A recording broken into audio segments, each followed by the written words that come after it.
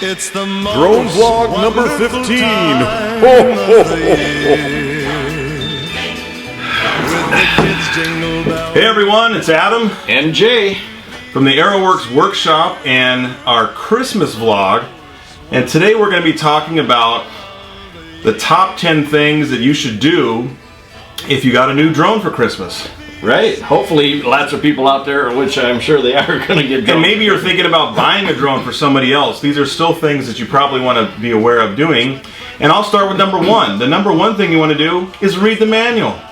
Most all drones come with at least a quick start guide, and that is a trimmed down version of the full manual. The full manuals are usually always available online as like a PDF download. But you'll get the basics in the quick start guide, and it's good to at least review those top, 5 or 10 steps. Right. They'll talk about your battery charging and things.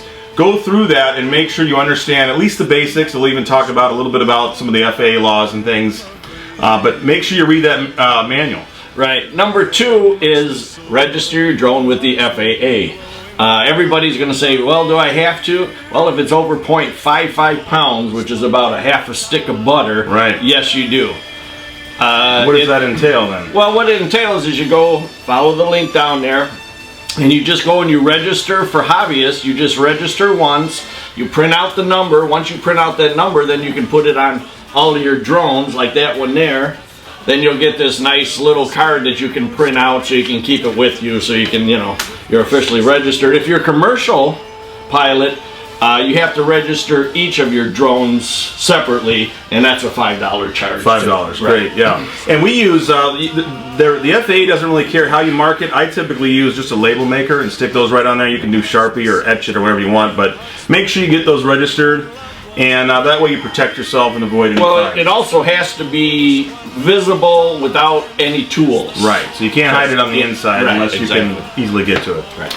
Number 3, make sure you calibrate everything. A lot of new drone users, they're excited, they got the drone for a present, they take it out, they charge it up, and they just blast off. And they don't realize there's some very advanced sensors and things that need to be calibrated in here. Mainly the top 3 things are the compass, the IMU, which is the inertial measurement unit. That's that same conglomerate of sensors that you have like in your iPhone. There are gyroscopes and all kinds of sensors inside that need to be calibrated to 0 because these things have been kicked around by the delivery guys. They've been out in the cold and in the hot. You need to make sure, at least when you get it the first time, even if it doesn't tell you to, we still highly recommend you put it on a nice level surface and follow the manufacturer's recommended calibration methods, both for the IMU, the compass, and in some cases the actual radio itself. There'll be a way to calibrate to make sure that if you move the stick left, it's actually going left and right and so on. So make sure you do those calibrations.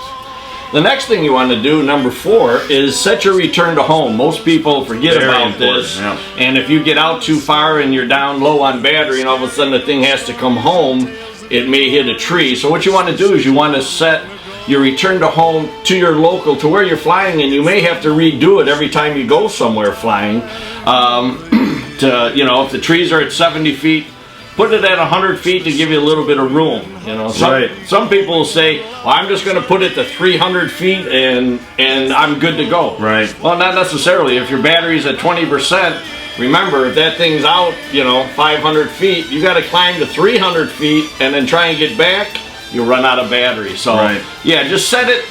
Make sure you can clear everything in your immediate area. And just to add to what Jay said, if you're a new user, you may not know what return to home means.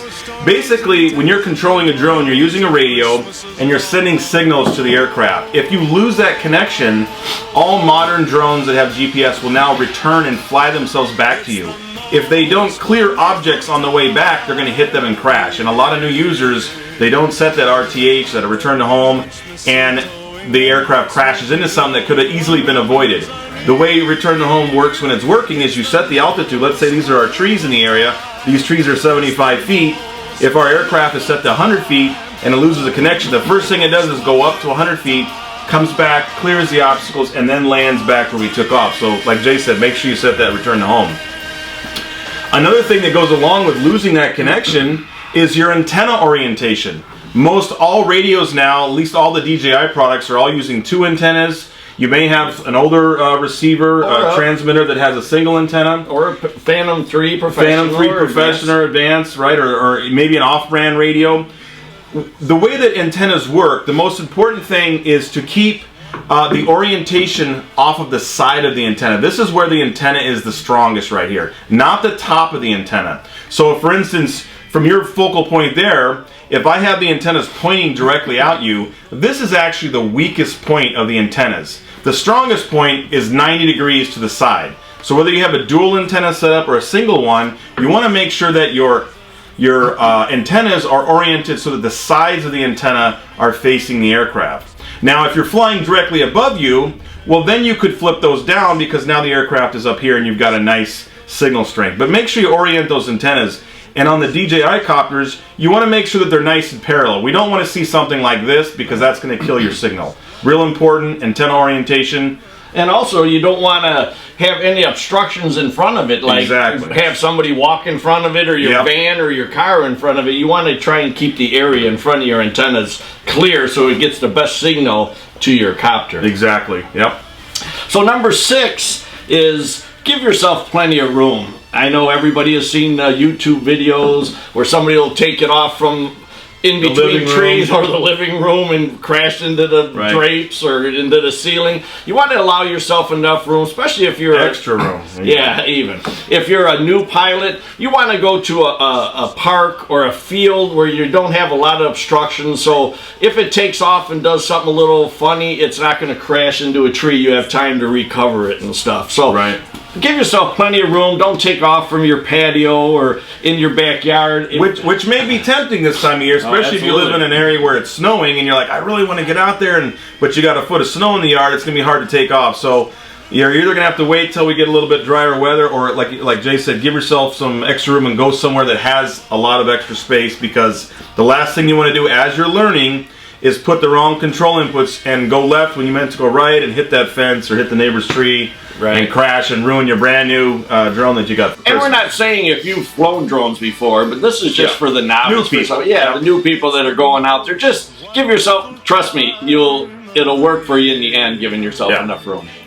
Number 7, make sure you respect others. And this goes, kind of a broad statement. We hear a lot about privacy. People worried about, the neighbors spying on me and that. Just use common sense, guys. I mean, you wouldn't go jumping over the neighbor's fence to spy on them. Don't use your drone to do it. It gives us all a bad name. It gives you a bad name. You may get the cops call on you now.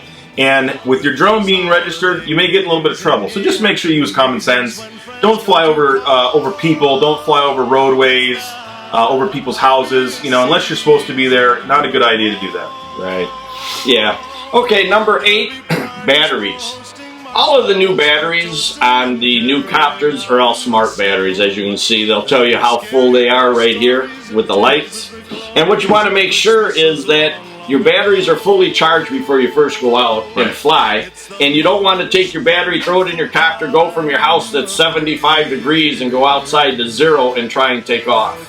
Make sure that the battery and the copter gets acclimated to the outside temperature, because the cold weather is going to drain your battery a lot more than it would in the summer. You're going to notice a few less minutes on your battery flying in the colder weather. And also you want to make sure that in charging that everything's fully charged. These will discharge over time. That's in your setup. When you go into your radio, you can tell it how long you want it to start discharging from. So, and we have, speaking of a lot of these individual topics, we have in our previous vlogs, we have a lot more dedicated complete vlogs on batteries, on traveling with batteries, on registering your UAS and things like that. So we're kind of briefly touching on them all, but make sure you check the links below. We'll put links to everything that we're talking about. So if you want to know more about batteries, you can go in there. Like Jay said, cold weather is not good for anything. It's not good for your cars or anything. So it's important when we talk about that calibration. If you take a IMU, the sensitive sensors inside from a 80-degree house, and then go right out into freezing weather and take off, they're going to get out of whack. So it's important, keep your battery warm, but the aircraft, let it go outside and sit for a few minutes and cool down just a little bit. Hopefully you can keep your battery warm while you're doing that. Maybe you keep the battery in your pocket, but let the drone sit on the ground for a second and get acclimated to that temperature before you blast off. That way when it does its calibration internally, it will calibrate to that outside temperature and not your living room temperature. Right, and you'll notice that if it's too cold, it won't let you fire up. It'll say it's too cold, it's got to warm up. And and what we notice too is that if you calibrate in the summer with your battery and then you go outside and you try and start it, it takes longer. So you might want to recalibrate again your IMU in the winter in order to get that colder temperature, so you don't have to wait as long for your copter to charge up. Exactly. Number 9 is there's a lot of great apps out there for your phone. So when you're out flying, again, this goes along with respecting others, knowing where to fly. These apps are great. They do a lot of things. So one of them they do is you can get weather. You can get the closest airport to you. So you want to know where you're flying. You want to make sure you're not flying near airports because you have to have special waivers for that. And you don't want to go above 400 feet. That's something that's just kind of a general rule in hobby and RC. But these apps, and we'll put links. We have a whole vlog dedicated to some of our favorite apps. One of them is UAV Forecast. Correct. That's a free app you can download. Drone Buddy is a good one. So these will tell you things like the current weather, the winds, the KP value, how many satellites are available in your area, as well as a map view that allows you to see how close are you to an airport or a helipad at a hospital or things like that. Very important to know your whereabouts when you start flying drones, especially in a city environment or anywhere that's a busier town. Yeah, absolutely. That's good points there. But check out our earlier vlogs on that, because that gives some really good information for the novice and for somebody who's been flying for a while. Right. Number 10, most of all, have fun. Have fun. Go out and enjoy it. Fly responsibly. We can all go on YouTube and see all these people doing crazy things. Let's just have, again, respect and just have fun with it, and go out and teach other people. And these are amazing machines. They just keep getting better. The cameras get better. The features get better. Go out, enjoy the world from the air. Look at it from your radio, your mobile device, and feel like a bird and have fun. But for now, I think this is the end of the vlog for 2016. I agree. I think it is. And so until next year, guys, fly safe. And we'd like to wish everybody a very Merry Christmas. Merry Christmas. And a Happy New Year. And a Happy New Year. And no flying and drinking, or drinking and droning. There you go. No drinking and droning. There you go. All right, we'll see you guys. Bye. And everyone telling you be of good cheer. It's the most wonderful time of the year. It's the happiest season of all.